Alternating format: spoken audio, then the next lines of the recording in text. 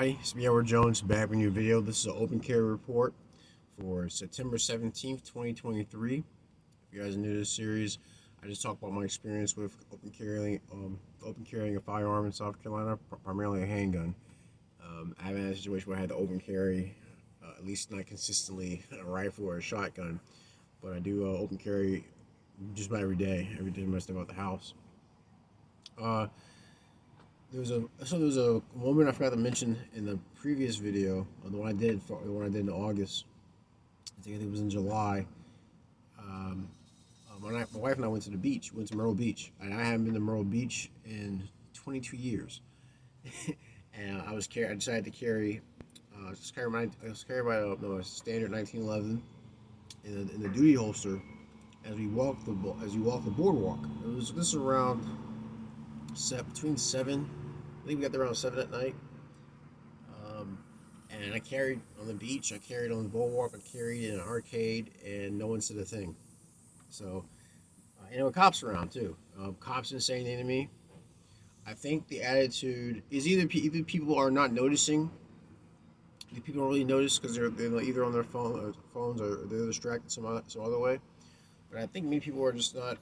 Yeah, they don't really mind. At least I haven't really heard of any situations from other sources, whether it be a YouTube video or on Reddit, about anyone flipping out about open carry. I think people are becoming to be be more used to the idea. Used to people going out and walking around with a firearm because I haven't heard any. Like I said, I only had that one instance with a cop that was, I guess it was neutral. It was good or bad. It was neither really good or bad.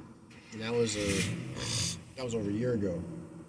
But but yeah, so that happened at Myrtle Beach. Everything was fine. I think I would say maybe it was a few days ago. Yeah, this is a concern I know people have about carrying in public, especially carrying openly, about other people trying to take their gun. Now, I typically I make it a habit of carrying. Uh, any open carry I do, I make it a habit of using a retention holster, something that has level two retention, which is a button or a strap that has to be undone before you can have access to the pistol. My wife and I were at Zaxby's, and we were just grabbing some lunch, and everything seemed calm in the place. But then some rowdy teenagers came in. I wanted to go refill our drinks. So, and I had my 1911, but I had it in my Serpa holster, one with the Black Hawk holster with the Blade Tech uh, tech mount on it. And as I was standing by the soda machine, I was getting soda for my wife and I overheard one of them overheard one of them say, "Yo, I can take that." And in my mind, I said to myself, "I please try." And it's not that I'm trying to be, not that I want to show off about being a badass, but is I wanted I wanted to really knock it out of his head that it's anything worth trying.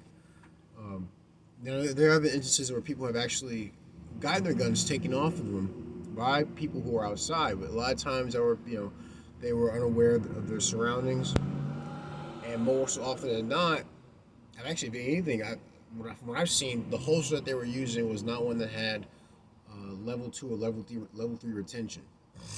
Maybe they probably even had level one retention. It would just kind of helps it from falling out. You're bending over. They didn't have like a snap in place. Yeah, it's like a snap around the trigger guard to keep it from moving around. Some people just have one either tucked in their waistband, or using a no retention holster, and so it makes it easier for people to just come up and snatch it out, snatch it off them. But yeah, like I said, I was at the soda machine. I knew there were three teens around me. But I remember overhearing one of them say, "I could take that." And like I said, my mind was like, "Please try." Because when I wasn't worried about him trying to take the gun, I doubt he'd been able to get up on me to even get a grasp on it. Because I was aware of what was going on around me. Second, I don't think he would have been able to activate or deactivate the retention on my holster. And third, I don't think we've been able to figure out how to work the gun. There was a great video that Masada Yu put out years ago. I want to say maybe a year or two ago about the benefit of carrying a gun like the 1911 and other firearms are like it, because that the current manual of arms doesn't really teach you how to disengage a safety.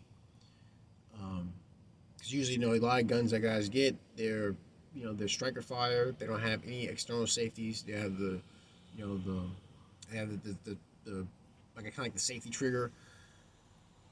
And by the time he would, basically by the time he would have figured out how to shoot the gun, I would have been on my white on rice. And I wasn't gonna let it, I wasn't gonna let it get beyond that. So that was probably that was, and it's funny, as we were leaving, I go over her one of the teens, he kind of say, they say, so he said something on the lines of, he's gone. And so I think it's like they kind of keep an eye out for me, because I guess maybe it's new to them to see someone open carrying, because I really don't see it here, where I live in South Carolina, but obviously they took notice. I mean, you're obviously going to take notice, especially if you're a knucklehead trying to prove something. But I make sure that if I do ever go out when I'm carrying, all my holsters are ones that have level 2 retention. I haven't gotten a level 3 retention holster. I haven't really seen a need for something that more complex. I know cops typically carry level 3 retention holsters, but I think I'm pretty much settled on level 2. But that's all that's happened so far. This is kind of a late video, but I wanted to get this one out before I carry on watching Band of Brothers. I decided to watch that miniseries again, and I really enjoy it. One of the cool holsters I've seen that came out of World War II is like a shoulder holster, kind of like the one I'm wearing, but it actually has the pistol. It has like 1911 in the front on the left side of your torso. I always thought those kind of cool. Those actually be pretty good for when you're driving, because like right now I have my shoulder holster on, but I think that's a good holster to wear while you're driving because of how close it is. How close it is will be to your dominant hand. I'm right-handed, so it's pretty close to be able to cross over and grab it. Who knows? Would I get a holster like that? Maybe someday in the future. Who knows? Who knows what'll happen. But if I do, I'll be sure to do a review on how the holster performs and my experience with it. But that's it. That's all I want to do. That's all I want to tell you guys tonight. If you enjoyed the video, please like, share, and subscribe. If you want to help out with the channel, go on my YouTube homepage. Look for the PayPal link and the Cash App link. All donation amounts are appreciated. Any gripes, complaints, send me a PM. I'll see what I can do to address them. But that's my video. This is just another open carry report for September 17th, 2023. I'm Edward Jones. You guys take care, be safe, stay strapped, and God bless.